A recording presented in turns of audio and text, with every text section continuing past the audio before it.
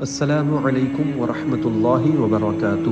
قربانی کے حوالے سے قرآن پاک میں ارشاد ہوا، اعوذ باللہ من الشیطان الرجیم، بسم اللہ الرحمن الرحیم، قال یا ابت افعل ما تؤمر ستجدنی ان شاء اللہ من الصابرین۔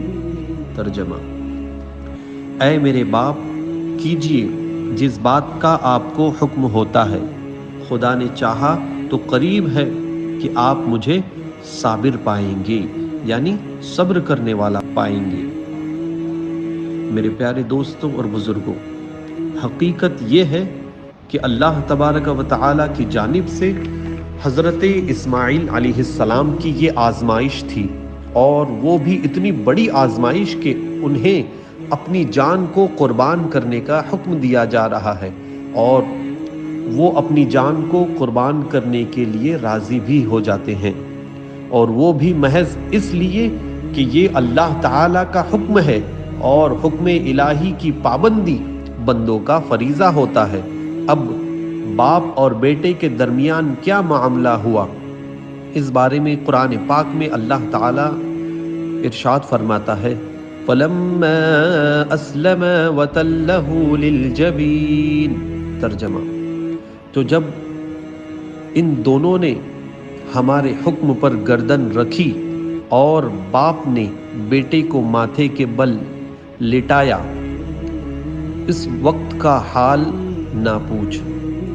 لہذا حضرت ابراہیم علیہ السلام اپنے بیٹے حضرت اسماعیل علیہ السلام کو قربانی کی جگہ لے گئے۔ پہلے اپنے بیٹے کو خوب پیار کیا، پھر انہیں باندھ دیا اور رونے لگے۔ پھر حضرت اسماعیل علیہ السلام کے حلق پر چھری رکھ دی، لیکن چھری کا حلق پر نشان تک نہ آیا۔ دوسری روایت میں ہے کہ حلق پر چھری تیزی سے چلانے لگے، لیکن چھری کاٹ نہ سکی۔ اس واقعے کے بعد کیا ہوا، اس بارے میں اللہ تعالیٰ قرآن پاک میں ارشاد فرماتا ہے، وَنَادَيْنَاهُ أَن يَا إِبْرَاهِيمُ قَدْ صَدَّقْتَ الرُّؤْيَا إِنَّا كَذَلِكَ نَجْزِي الْمُحْسِنِينَ۔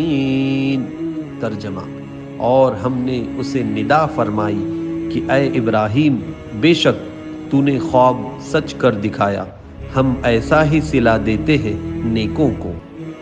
میرے پیارے دوستوں اور بزرگوں، جب حضرت ابراہیم علیہ السلام نے حضرت اسماعیل علیہ السلام کی گردن پر چھری پھیرنا شروع کیا، تو اللہ تعالیٰ نے حضرت اسماعیل علیہ السلام کو کس طرح بچا لیا، اس کا ذکر کرتے ہوئے قرآن پاک فرماتا ہے، وَفَدَيْنَاهُ بِذِبْحٍ عَظِيمٍ۔ ترجمہ، اور ہم نے ایک بڑا ذبیحہ اس کے صدقے میں دے کر اسے بچا لیا۔ اور ایک روایت میں ہے کہ جب حضرت ابراہیم علیہ السلام نے ایک آواز سنی تو نظر اٹھا کر آسمان کی طرف دیکھا، تو اوپر حضرت جبرائیل علیہ السلام نظر آئے، جن کے ساتھ سینگوں والا ایک دمبا بھی تھا۔ حضرت جبرائیل علیہ السلام نے کہا، یہ آپ کے بیٹے کا فدیہ ہے، اس کی قربانی کر دیجئے۔ اس کے بعد حضرت جبرائیل علیہ السلام نے تکبیر کہی، اور دمبے نے بھی تکبیر کہی، اور حضرت ابراہیم و حضرت اسماعیل علیہ السلام نے بھی تکبیر کہی۔ پھر منا کے قربان گاہ میں جا کر دمبے کو ذبح فرمایا۔ مولا تعالی ہمیں سچے دل سے اور خلوص کے ساتھ قربانی کرنے کی توفیق عطا فرمائے، آمین بجاہ النبی الامین صلی اللہ علیہ وآلہ وسلم۔